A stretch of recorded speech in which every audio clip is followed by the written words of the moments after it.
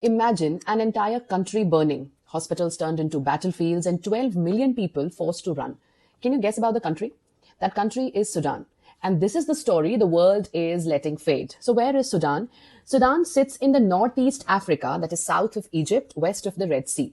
Now, it's a crossroad where Africa, Middle East, and international trade routes meet.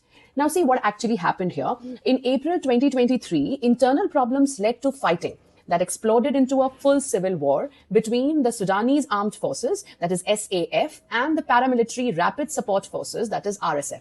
This was then.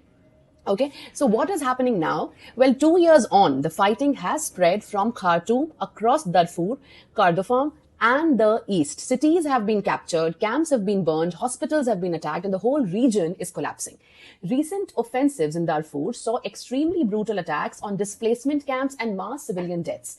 If we see the scale, the human cost, then the numbers are staggering. Over 12 million people have been displaced inside Sudan and into the neighboring countries, making this as one of the world's largest displacement crises. Hospitals are collapsing, aid is blocked, famine shadows the whole communities.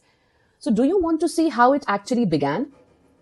Short origin maybe? So this didn't start as ethnic war. It began as a power struggle inside the military. As I said above, it was between the Sudanese Armed Forces and the paramilitary Rapid Support Forces. So a fight over integrating the RSF into the national army and so who controls Sudan's political future.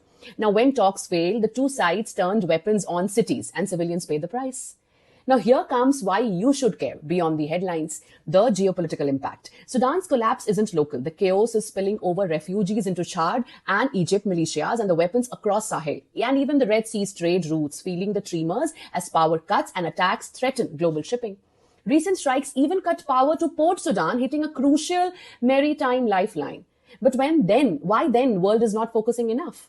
Because Sudan is messy, it's expensive, it's politically inconvenient. Big powers are distracted with other wars, domestic politics, tariffs, oil, and so what is referred as fractured diplomacy is taking place here.